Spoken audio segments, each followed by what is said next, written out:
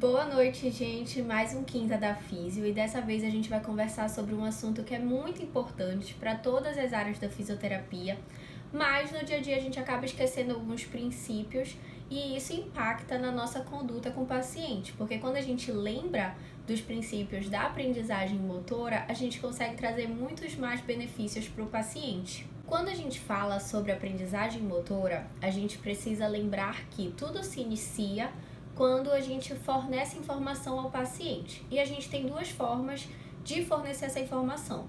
A instrução verbal, que é muito importante, porque é quando o paciente vai entender o que é para ser feito. Então, o fisioterapeuta ele deve explicar tudo verbalmente.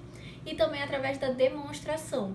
A demonstração ela vai ser muito importante porque é onde o paciente vai entender como deve ser feita a tarefa. Outra coisa que a gente também precisa lembrar quando a gente fala sobre aprendizagem motora é que a gente precisa definir as metas e construir esse processo com o paciente. Então ele precisa saber qual é a meta a curto prazo, a longo prazo de todos aqueles exercícios que ele está fazendo. Ele precisa fazer parte do processo. E a gente também precisa lembrar que o feedback que a gente dá para o paciente, ele é importante? É, mas o melhor feedback que tem é o feedback participativo, ou seja, aquele feedback que vem do próprio paciente, que ele vai construir através da sua própria consciência corporal, da sua própria propriocepção, e ele vai conseguir ver se ele melhorou, onde que ele errou e como que ele vai corrigir.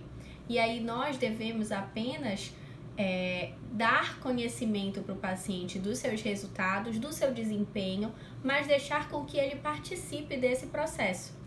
Quando a gente fala especificamente da prática física que o paciente ele vai exercer, a gente precisa lembrar de 3 princípios que vão envolver a aprendizagem motora, que vai ser a fragmentação da prática, ou seja, se a gente vai executar com o paciente uma tarefa de alta complexidade, é mais interessante que primeiro eu fragmente essa tarefa, então eu divida ela em partes, ensine as partes para o paciente e depois junte o todo, e assim ele consegue integrar as tarefas e executar uma atividade só em sequência fluida.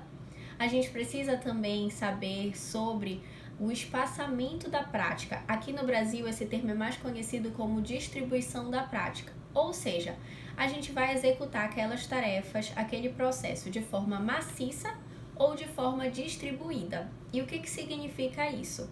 De forma maciça significa que o paciente ele vai estar fazendo a tarefa em um tempo maior do que a pausa.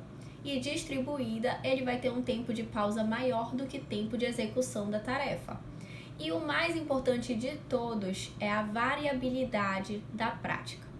Essa variabilidade que o fisioterapeuta ele fica muito às vezes engessado no pensamento de série, repetição, mas a gente precisa lembrar todos os tipos de variabilidade e por que é importante a gente saber sobre ela.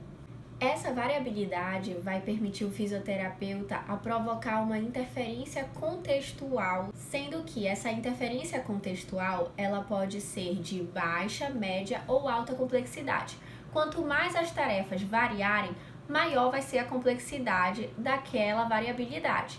E por que é importante a gente saber sobre isso? Hoje em dia, a gente já sabe que altas complexidades exigem maiores esforços cognitivos do paciente. E se exige um esforço cognitivo maior do paciente, a gente sabe que a gente pode induzir uma maior aprendizagem motora. Mas será que é interessante para todos os pacientes a gente apenas utilizar altas complexidades? Então, o que a gente precisa saber para conseguir responder essa pergunta? A gente precisa saber que pacientes que já são mais habilidosos, eles mostram nos estudos que eles se beneficiam muito mais de estratégias com média e alta complexidade. Você não precisa começar desde lá de baixo. Já pacientes que não têm toda essa habilidade, eles se beneficiam sim da gente começando estratégias com uma baixa complexidade e evoluindo gradativamente. E isso eu chamo a atenção de vocês porque nós fisioterapeutas no dia a dia, a gente acaba ficando mesmo acomodado só na variabilidade em série. E a gente precisa conseguir evoluir. Então, se liguem agora em todos os tipos de variação. Nós podemos fazer uma tarefa de forma constante que tem uma baixa variabilidade, ou seja, o paciente vai levantar, vai ficar levantando, levantando. Ele está fazendo constantemente apenas aquela tarefa. Temos também a variabilidade que a gente chama em bloco, que também vai ter uma baixa complexidade. Como é que ela funciona? Imaginem comigo que a gente vai ter, dessa vez, 3 tarefas. O sentar e levantar, que a gente já citou, uma caminhada e pular. Então, a gente vai executar várias vezes o sentar e levantar, em seguida várias vezes a caminhada e logo depois várias vezes o pular. Então, imaginem comigo, ele vai estar fazendo como se fosse A, B, B, B, C, C, C. Essa estrutura a gente chama em bloco.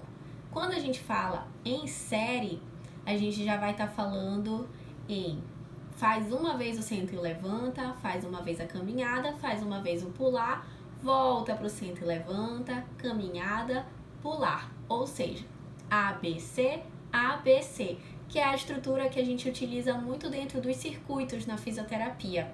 Quando a gente fala sobre alta complexidade, a gente já vai estar falando sobre exercícios de forma aleatória. Quando a gente consegue alcançar essa estrutura aleatória, como é que a gente vai estar fazendo na prática? Vocês lembram do meu exemplo, né? Sentar e levantar, caminhada, pular. Eu vou chegar para o paciente e vou falar assim: seu Antônio, vamos lá, senta e levanta. Vem aqui, pule, caminhada, pule de novo, senta e levanta, caminhada, pula. Ou seja, de forma aleatória, ele fez as atividades A, B e C. Ou seja, aquele paciente que você fica meses atendendo apenas em série, você está perdendo o potencial de induzir a aprendizagem motora. Você tem que pegar aquele paciente e começar a fazer com que ele faça os exercícios de forma aleatória. Então é isso, gente. Eu espero que vocês tenham gostado desse vídeo, que ele instigue vocês a irem cada vez mais atrás de alcançar essa aprendizagem motora com seus pacientes. E até a próxima quinta!